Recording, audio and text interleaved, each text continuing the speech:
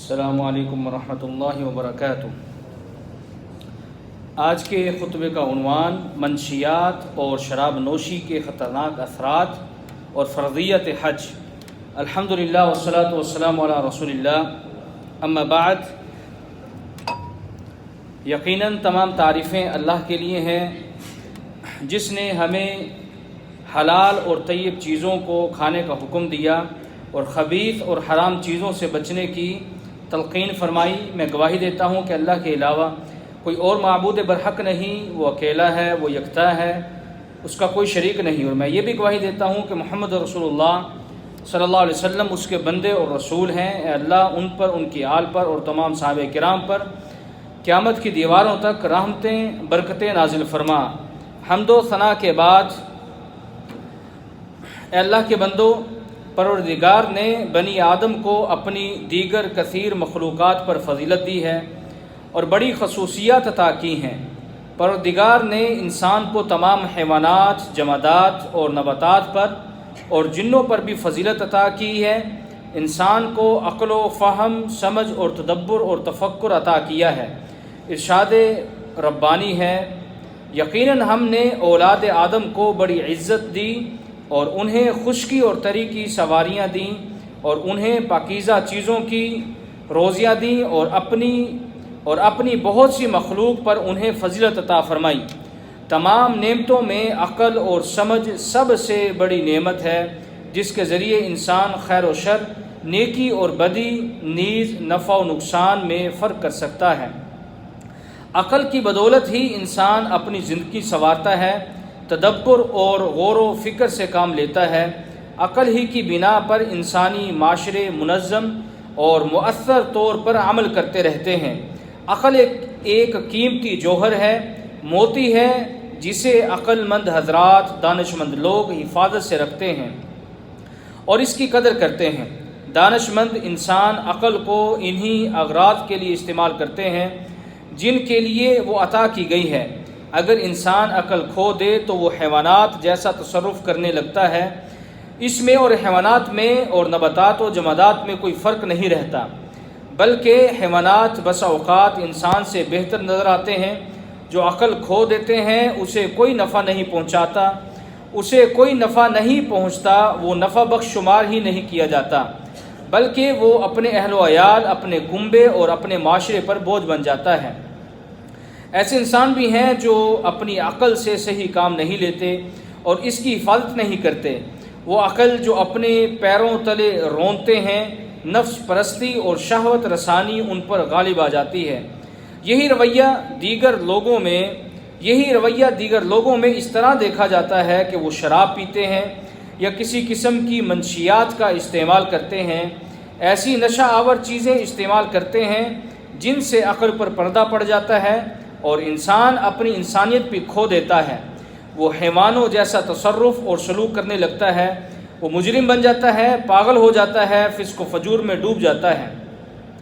نشے میں انسان اپنے غم کو بھی بھول جاتا ہے، خود اپنے نفس پر بھی اسے قابو نہیں رہتا، وہ اپنے آپ پر بھی ظلم کرتا ہے اور اس کا ارادہ اور اس کی سمجھ مفلوج ہو جاتی ہے۔ اس کے زندہ رہتے ہوئے اس کے بچے یتیم ہو جاتے ہیں اور اس کی زندگی ہی میں اس کی بیوی بیوہ ہو جاتی ہے۔ ایسا انسان زندگی کی 5 اہم ضروریات بھی ترک کر دیتا ہے۔ وہ نشے میں اپنی مذہبی واجبات بھی ادا کرنے سے قاصر ہو جاتا ہے۔ وہ محروم بھی ہو جاتا ہے جن کی پابندی کی ضرورت تمام مذہبی شریعتوں میں روپوش رہی ہے، یعنی عقل کی ضرورت عبادت ہے جس کے لیے انسان اور جن پیدا کیے گئے ہیں۔ اور جب یہ عقل کی ضرورت ہی ناپید ہو تو نشے میں خود اپنے آپ کو نقصان پہنچاتا ہے، اپنے کنبے اور معاشرے کو نقصان پہنچاتا ہے۔ وہ اپنے گرد و نواح میں بدامنی اور بدعنوانیاں پیدا کرتا ہے اور کنبے پر بوجھ بن جاتا ہے۔ نشہ آور چیزوں کا استعمال ایک انتہائی قبیح عادت ہے۔ یہ اہل جاہلیت کی نشانی ہے۔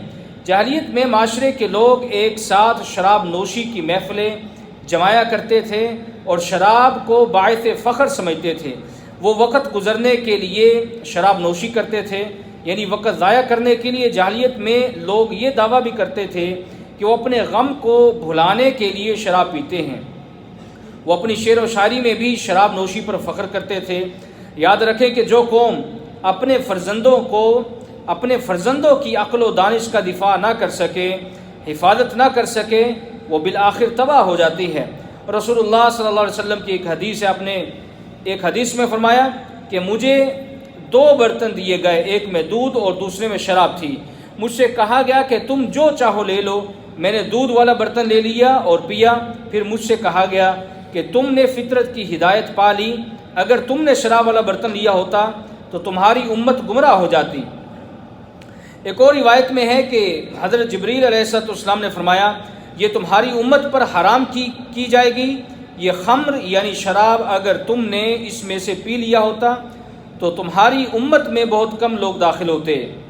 یعنی مطلب یہ تھا کہ حقیقی امت اسلامیہ شراب نوشی نہیں کرے گی اور نہ شرابی کا اتباع کرے گی نہ اس کی اطاعت کرے گی۔ ایک امت میں دودھ اور شراب ایک ساتھ جمع نہیں ہو سکتے، کیونکہ فطرت اور خمر ایک دوسرے کی ضد ہیں۔ صحیح فطرت بلا شراب ہی ظاہر ہوتی ہے۔ شراب یا خمر جاہلیت میں فخر کی بات شمار کی جاتی تھی، لیکن اسلام نے اسے قطعی طور پر حرام قرار دے دیا۔ ارشاد باری تعالیٰ ہے، اللہ تعالیٰ قرآن مجید میں فرماتے ہیں اے ایمان والو، شراب، جوا، آستانے جہاں پر غیر اللہ کی نظر و نیاز دی جاتی ہو اور فال گیری، یہ سب گندے شیطانی کام ہیں، ان سے بچو تاکہ تم فلاح پا سکو۔ کیونکہ شراب نوشی ایک کبھی عادت ہے۔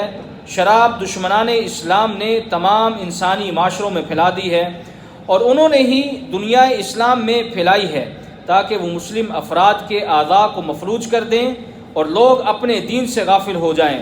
ہماری امت کے کتنے ہزار لوگ شراب اور منشیات میں مبتلا ہیں اور وہ اس طرح اپنی جانیں ضائع کر رہے ہیں۔ وہ انہی زہریلی عادتوں کے نتیجے میں خود اپنی قبریں اپنے ہاتھوں سے کھود رہے ہیں۔ وہ اپنی زندگی ہی میں مردہ ہو گئے ہیں، کیونکہ جس بدن میں عقل باقی نہ رہی تو گویا کہ وہ مردہ ہی ہوگا۔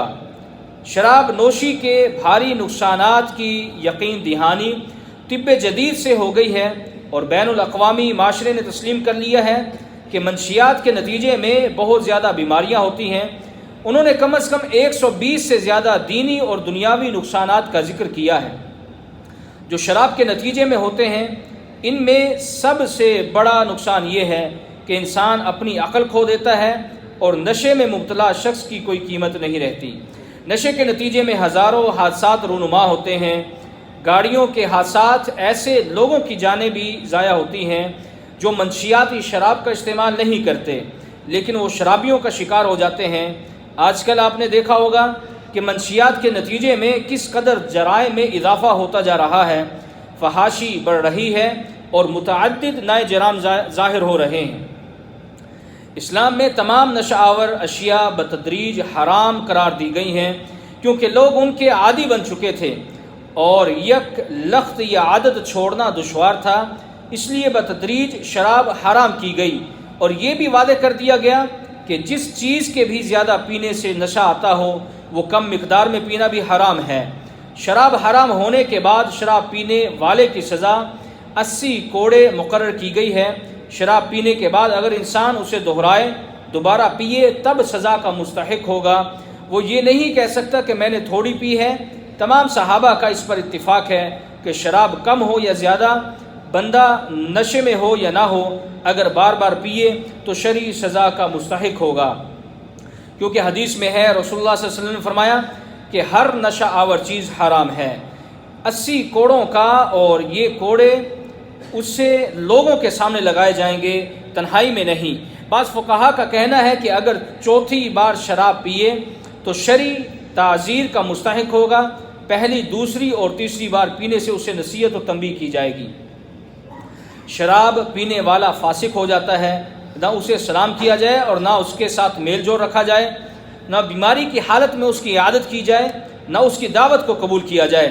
رسول اللہ صلی اللہ علیہ وسلم نے فرمایا کہ شراب پینے والے پر، پلانے والے پر، شراب بیچنے والے پر، خریدنے والے پر، شراب تیار کرنے والے پر، یعنی انگور نچوڑنے والے پر، اسے اٹھا کر لانے والے پر، اور جس کے لیے لے جایا جا رہا ہے، ان سب پر اللہ تعالیٰ کی لعنت ہو۔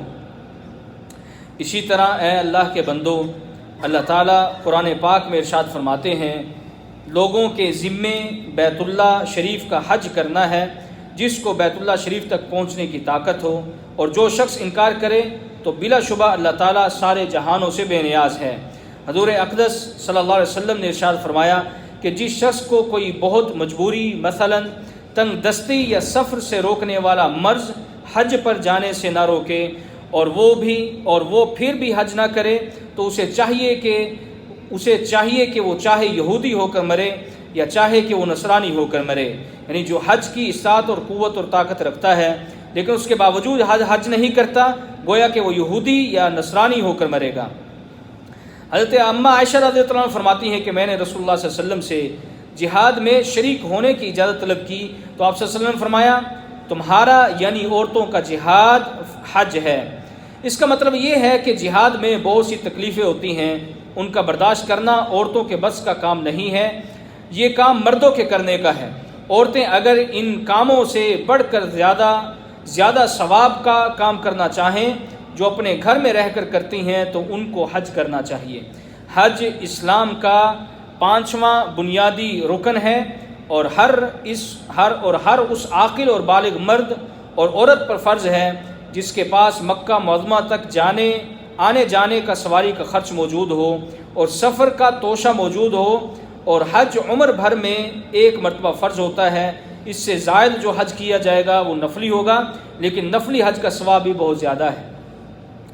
حج فرض ادا کرنے میں جلدی کرنی چاہیے۔ بہت سے مردوں اور عورتوں پر حج فرض ہو جاتا ہے لیکن دنیا کے دھندوں اور اولاد کی شادی کے جھمیلوں کو بہانہ بنائے رکھتے ہیں اور حج کا ارادہ ہی نہیں کرتے، پھر بعض مرتبہ رقم ختم ہو جاتی ہے یا پھر موت آ جاتی ہے اور زندگی بھر حج نصیب نہیں ہوتا اور سخت گنہگار ہو کر وہ مر جاتے ہیں۔